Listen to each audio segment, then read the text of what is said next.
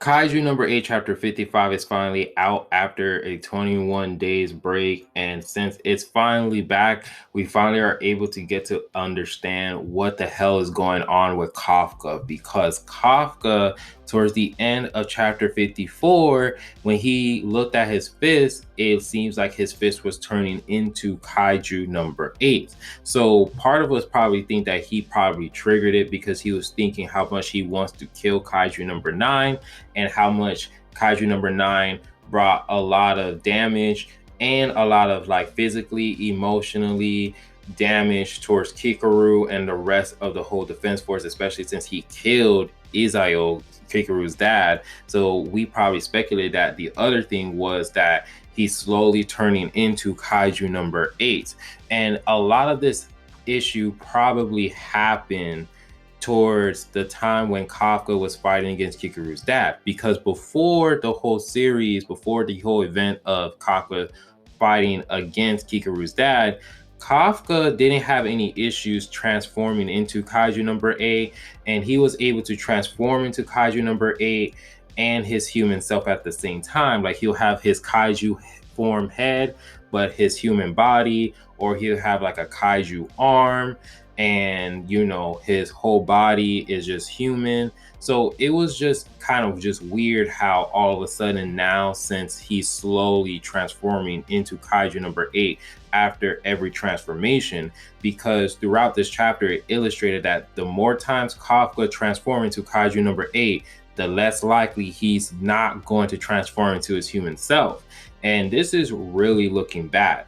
And if you look back at the battle between him and Izayo, the whole entire time, Kafka, when he was control of his body and Izayo was beating the shit out of him to the point where he was about to die, that's when we saw that the kaiju started to wake up. The kaiju that went inside Kafka's mouth and, went inside his body and making him transform into Kaiju number 8.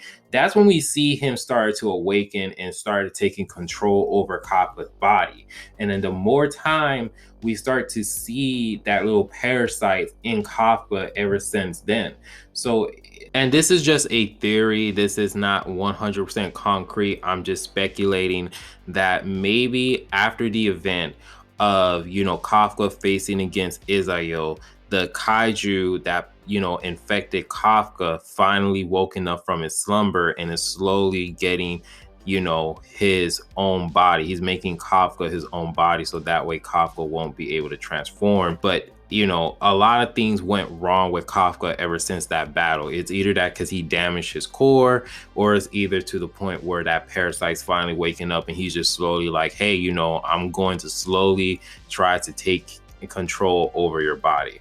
That's just pretty much my speculation, but let me know down in the comment section how you guys feel about this. But throughout this whole chapter, we can see that the first Captain Division is pretty well thought out, because he was just like, I'm gonna kill Kafka, but we also need him. Because throughout this chapter, hearing the news about Kafka slowly turning into Kaiju number 8 and that he might not even turn back into his human form, he was just like, yeah, no, we gotta have to kill this guy, because if he fully transforms into a Kaiju number 8 and he turns and it has the mindset of a Kaiju number 8, yeah, nah, bro, we're gonna have to kill him.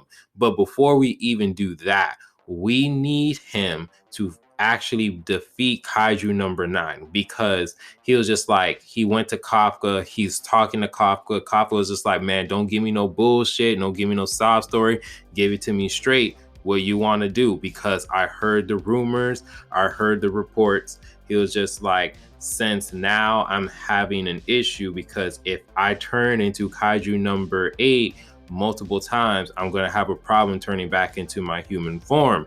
So, the first Captain Division, he was just like, all right, he was just like, yeah, you can't join us, but we need you to take care of Kaiju number 9. So he was just like, he was begging and telling Kafka, lend me your power so that way we can go ahead and defeat Kaiju number 9. And Kafka was like, all right, bet. He was like, I'm going to join, because the whole time he was saying that I'm going to join and I'll do anything to assist you, he started thinking about Kikaru, how Kikaru was just stating to him that she doesn't want none of her comrades to die.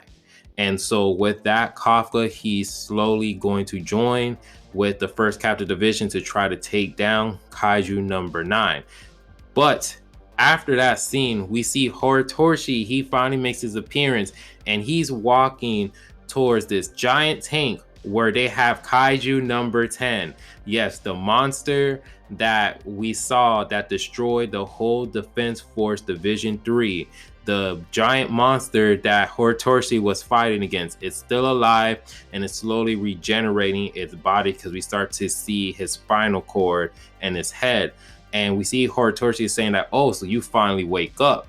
So it kind of indicates that we see how the Defense Force, how they pretty much use the Kaiju powers for their bodysuit. So I can see that they're going to use Kaiju number 10's bodysuit and try to implement into Horitoshi. So that way Horitoshi can be more powerful and more durable during fights such as powerful Kaijus, because that's where my indication is going to be. That's what I'm speculating so far, because based on the information that we have seen, like how the bodysuit works and the whole factor of like each bodysuit is powered by, powerful Kaijus, it kind of does make sense in a way. But that's just my speculations. So in the beginning of the chapter, we see, Kafka's old jobs. They're pretty much just cleaning up, the debris and all of the dead Kaijus that was left in the battlefield. And then on top of that, we see Kikaru. She's training with one of the Captain's 1st Division's team platoon members, and pretty much she's trying to get used to her fighting stance. And so she's in a bit of training. But that's pretty much all went down in Kaiju number 8, chapter 55. So there's a lot of takeaways coming from this chapter, because you have one, Kafka, the more times he transformed into Kaiju number 8, the less time he will be able to transform back into his human self, and which is a huge factor, because most likely after the whole events of Kaiju number 9, most likely they're going to be targeting him and they're going to try to kill him. But also too, we also have Kikaru. She's in training because she's trying to be built different. So next time when she faces against Kaiju number 9, she will be ready. And then we see Horitoshi, he's there and he's having a conversation with Kaiju number 10. So most likely, I just feel like, Horitoshi is probably going to use the power of Kaiju number 10 to become actually very powerful. And all of these events have actually happened towards the last chapter in the events of Kaiju number 9, killing the general of the Defense Force and leaving a whole bunch of destructions and everything else. But other than that, let me know down in the comment section how you guys feel about this chapter. What was your favorite moments? What you guys think? What is the cause and what is the reason of Kafka, having this issue of transforming into Kaiju number 9, and now it most likely going to be a permanent situation? Just let me know down in the comment sections. And if you guys do like the video, please give it a like, subscribe, and remember, always be decent. This is the Monto Man. I hope you guys have a wonderful day and be safe out there.